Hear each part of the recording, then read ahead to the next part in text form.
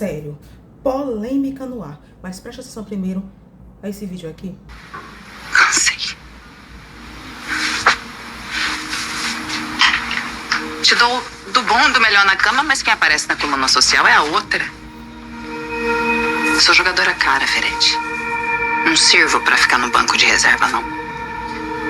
Linda, então eu vou repetir pra você, porque eu acho que você não entendeu.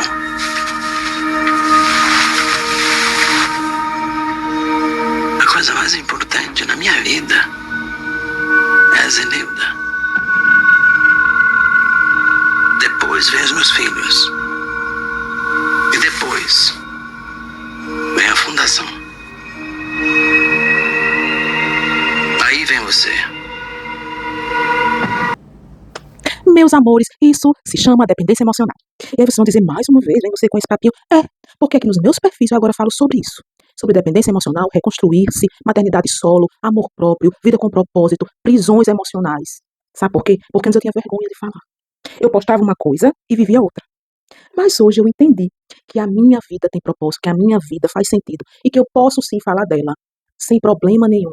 Então para pensar. Se você tá numa relação onde o cara não tem tempo pra você, onde você não é prioridade, amiga, na verdade você não é prioridade para você mesma. Porque eu vivi um relacionamento de 20 anos, porque agora eu posso falar, porque eu não tenho mais vergonha da minha história, que era totalmente abusivo, que era tóxico. Gente, eu não sou noveleira, já fui muito. Hoje eu não acompanho, porque novela, muita gente já é uma novela. Então eu tô assistindo a minha, não é isso? Mas veja bem. Você vai falar da mulher, que na novela é a amante do cara, bem pegado pra ela. Gente, eu estou falando da dependência emocional de uma mulher dependente emocional. Ponto, eu não acompanho a novela. Eu estou falando de uma mulher dependente emocional. Tá? Então foca nisso. O nível de anulação.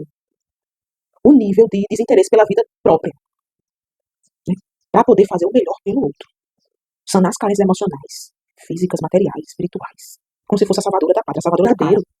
Nós fazemos escolhas todos os dias, porque a vida vive basilarmente no movimento. Para sair de casa hoje eu pensei, vou ou não vou pra academia? Como isso ou como aquilo? Visto ou não visto essa roupa?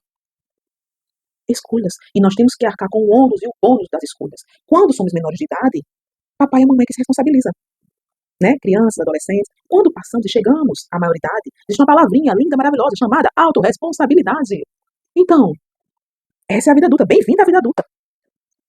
Olha, eu aprendi a duras penas a me olhar no espelho e me enxergar. Porque simplesmente eu não me enxergava mais.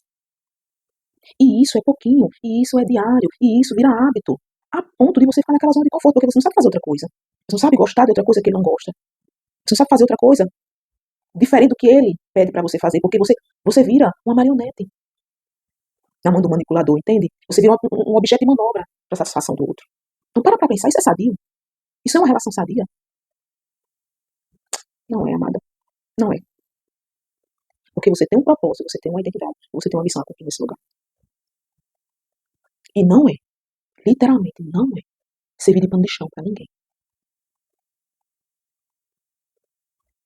Eu passei por muito tempo usando as crianças. Ai, porque tem criança. Ai, o que vai ser das minhas crianças sem pai? Elas estavam adoecendo, assim como eu já estava. Eu tenho uma pequena que não entende muito, ok? Mas eu tenho uma adolescente que acumula muitas coisas, como ansiedade, passa por crises, que observou, vivenciou, respirou e absorveu um lar tóxico. E eu dizendo que estava fazendo por ela. Estava casada pelas crianças. Estava casada porque não sabia como viver só. Que achava que não ia dar conta. Porque precisava sair de mão dada com o cara pra dizer que tinha um homem. Porque N, porque X, porque Y, porque Z. E a minha vida passando, se perdendo, eu conquistando coisas na labuta, na raça, né? Porque a tendência do companheiro, do parceiro, é não querer que você cresça, é não querer que você voe, porque você tem que estar no controle dele, você tem que estar ali, naquela redoma de vidro, porque ele é quem dita as regras, então você não pode contrariá-lo, essa é a verdade, você não pode contrariá-lo, mas eu sempre conseguia tentar escapar e fugir para buscar alguma coisa melhor pra mim. Não sabia eu que já era Deus, cuidando de mim, para que eu chegasse aqui, nesse lugar, nesse momento, nesse dia, nessa hora, e ter condições, hoje, financeiras, psicológicas e espirituais, de criar as minhas filhas sozinha. Entendeu? Você é a imagem e semelhança do Cristo. Gente, isso é uma blasfêmia contra o divino na nossa vida. Viver dessa forma, Deus não quer que vivamos dessa forma. A Bíblia diz, as mulheres sejam submissas aos homens. Ok. E a Bíblia também diz, na sua continuidade, lá no mesmo contexto bíblico, que o homem deve amar a mulher e deve morrer por ela, assim como Cristo morreu pela igreja. O cara quer que tu morra por ele. O cara quer que tu morra por ele. Isso é bíblico. Justamente. Porque eu tô falando é esse tipo de perfil que atrai esse tipo de cara. Porque eles conseguem enxergar na mulher o potencial que elas não enxergam. Essas mulheres normalmente já vêm de outras relações, já vêm de um contexto já de baixa autoestima. E o cara que tá fora, que tá observando, consegue enxergar o que ela não vê. Então ele vai, atrai a vítima e ele consegue sugá-la, sanando as necessidades dele. Né? Porque na verdade ele quer ser e poder ter o que ela pode ter e pode ser. E o que ele faz? Ele suga dela para poder conquistar alguma coisa e o prazer melhor para ele é impedir ela de ser ou ter. Porque ele gosta desse jogo de sedução, de manipulação, entende? Então para ele é importante. Tem potencial, mas é meu. É meu, é minha pérola, é meu bichinho, é minha galinha dos ovos de ouro, entendeu? É mais ou menos isso. Eu estou falando de uma mulher dependente emocional que se prestou a esse papel, inclusive, a de ser amante. E a pessoa dependente emocional, ela está suscetível, ela está vulnerável a N questões. Não só essa, mas ela está presa nas garras, aprisionada a uma situação com ela não se enxerga, com ela não tem amor próprio.